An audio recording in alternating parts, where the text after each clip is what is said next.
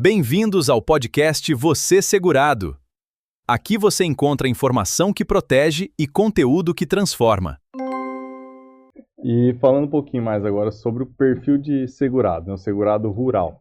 Como você enxerga o segurado rural lá da década de 70, de 80? Né? Ele mudou bastante para o segurado rural de hoje, essa evolução no campo, né? Nós tivemos o êxodo rural, a questão de documentos e tudo mais.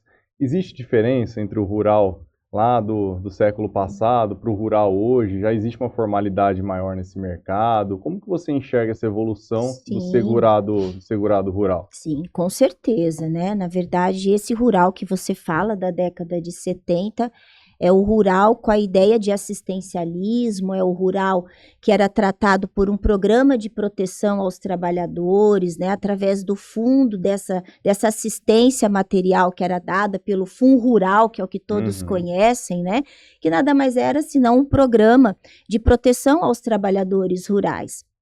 Nós tínhamos até 1988 uma diferenciação entre a Previdência Social Rural e a Previdência Urbana. E isso foi fundido em 88 com a nossa Constituição Federal, quando-se então o Constituinte originário ele acabou uniformizando, né, trazendo uma isonomia entre trabalhadores urbanos e trabalhadores rurais. Aquela ideia de assistencialismo, de proteção aos denominados arrimo de família, que via de regra se identificavam na figura masculina, a gente perde essa conceituação a partir do nosso texto constitucional.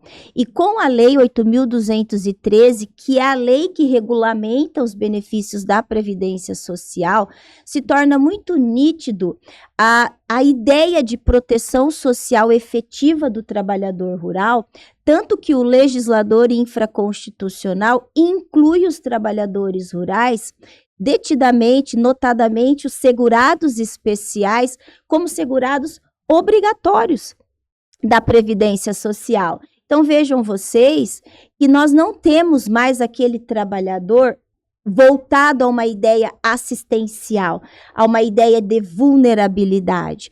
E hoje, a conceituação de segurado especial é aquele trabalho exercido pelos membros do núcleo familiar voltado ao quê? A uma colaboração mútua para a subsistência e desenvolvimento socioeconômico deste núcleo familiar. Então, vejam que as políticas públicas hoje, elas otimizam o trabalho no campo.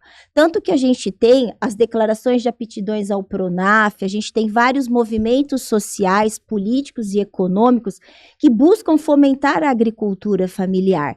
Nós temos um percentual altíssimo de produtores rurais segurados especiais que contribuem diretamente para os produtos que compõem a cesta básica brasileira. Então, a figura do trabalhador rural hoje, ela é muito importante. E nós, quando falamos em trabalhadores rurais, nós temos que pensar que trabalhador rural, ele é um gênero, né, de algumas espécies, dentre elas os empregados, os trabalhadores avulsos, os contribuintes individuais, que nós sabemos quem são, os boias-frias, que até então estavam esquecidos de proteção social e diante da própria precariedade da prova documental, mas que hoje a própria norma trabalhista traz uma proteção efetiva, exigindo então dos seus empregadores um registro efetivo, né? Nós tínhamos no passado, para os senhores terem uma noção, várias relações de emprego que eram camufladas em contratos de parceria, meação, comodato, arrendamento, que era justamente uma forma que o empregador tinha de não regularizar aquela relação de trabalho, aquele vínculo de emprego, de modo que esses trabalhadores rurais ficavam desprotegidos e ficavam desprovidos de prova documental capazes de caracterizar esta relação de emprego. Nós temos uma figura muito típica na nossa região, que são os segurados especiais, né? Sim. Que são os produtores, os parceiros, meeiros, arrendatários, os proprietários rurais, os assentados, que, né, fazem parte da nossa realidade aqui no interior de São Paulo, na nossa região aqui de Presidente Prudente. E são esses trabalhadores que acabam compondo este grupo. E vejam só que não tem mais como a gente falar em proteção assistencialista para essa classe de trabalhadores, se hoje eles são figuras importantes e segurados obrigatórios da Previdência Social. Nós encontramos, principalmente por parte do INSS, eu falo que é um preconceito por não conhecer o contexto histórico do trabalhador rural, de achar que ainda o trabalhador rural não contribui para o sistema de seguridade social. E nós temos nitidamente na lei de custeio, né, na lei que traz ali todos os valores que agregam o financiamento desse sistema de proteção social, a contribuição incidente sobre a comercialização da produção rural. Perfeito. É um custeio, doutor Vitor, indireto, obviamente, mas incide diretamente sobre o fruto da produção, da comercialização daquela produção rural. Então, não se tem como falar que o trabalhador rural, o segurado especial, essa figura do segurado especial, não seja contribuinte.